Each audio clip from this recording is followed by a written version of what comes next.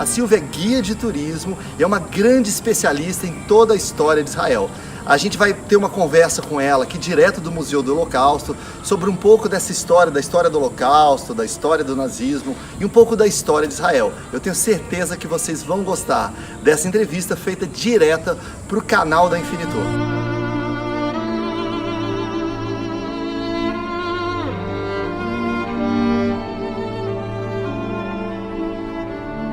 Olá pessoal, telespectadores do canal da Infinitur.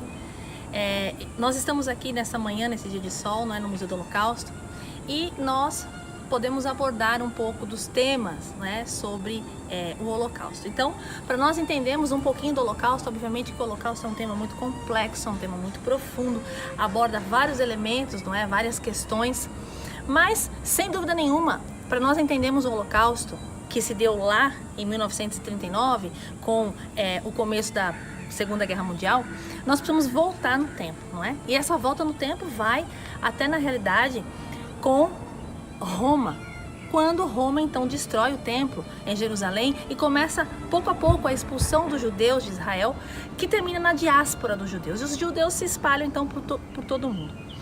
E especialmente na Segunda Guerra Mundial, com a Alemanha, não é? Quando Hitler sobe ao poder em 1933, Hitler não inventou a roda, Hitler não pegou nada que não existisse na Europa, que foi o antissemitismo. Hitler apenas potencializa esse antissemitismo. E como vem essa potencialização? Vem de várias formas, mas as duas principais, de cunho religioso e de cunho financeiro.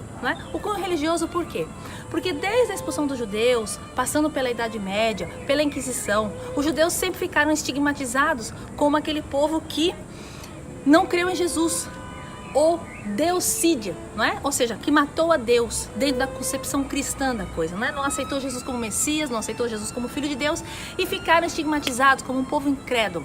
Então Hitler potencializa isso dentro da Alemanha,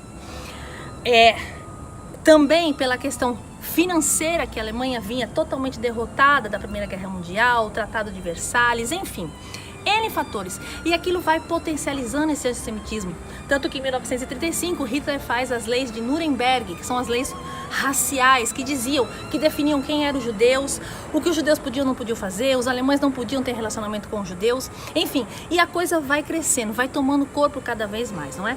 E então Hitler, ele vai imprimindo isso na sociedade, passando uma noção ou uma ideia de que os judeus são um povo que, além de serem um povo incrédulo, por não crerem em Jesus, eles também são um povo de usura, que gostam de dinheiro, que pensam em tudo isso, de fazer só dinheiro, interesse. E ele consegue passar isso para uma nação, E o resultado vocês sabem, O Holocausto, 6 milhões de judeus mortos dentro do Holocausto, e com o fim da Segunda Guerra Mundial, começa-se então a grande pergunta, o que vamos fazer com este povo? E aí vocês já sabem, vem a resolução da ONU de 29 de novembro de 1947, a partilha da terra, o retorno dos judeus a Israel.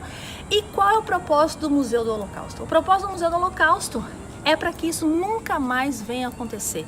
Obviamente não apenas judeus morreram no Holocausto, mas foram os que mais morreram, e por uma causa, como já foi dito aqui, uma causa que tem um cunho religioso e tinha um cunho também financeiro. Então, o propósito do museu é explicar para essas pessoas, para as pessoas em geral, que tudo isso foi movido por um ódio muito grande, a famosa exposição dos tais protocolos de Sião, que seria um plano maquiavélico dos judeus para poderem conquistar o mundo, Então, exatamente a luta hoje de Israel é parar com esse antissemitismo. Nós temos aqui atrás de nós, uma obra feita em bronze de Rapaport, que mostra a saída, o povo judeu indo para os campos de extermínio.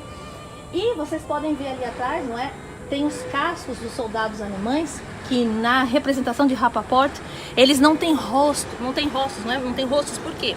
Porque eles não tinham figura humana, porque o que foi feito na Alemanha nazista, foi algo que é incapaz de ser entendido do ponto de vista humano, que seres humanos pudessem fazer semelhante barbárie. Então, portanto, eles não são representados com rostos humanos, e sim com os capacetes e com as suas espadas ali atrás, e o povo sendo levado então para os campos de extermínio, para os campos de concentração e provavelmente, não é? Para a sua morte, para o seu extermínio, ok?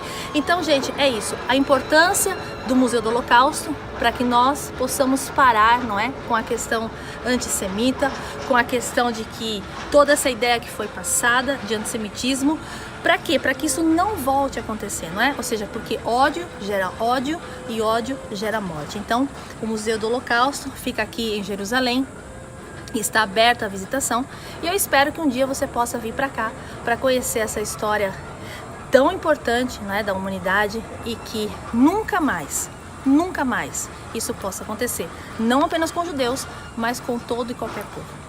Deus abençoe e shalom.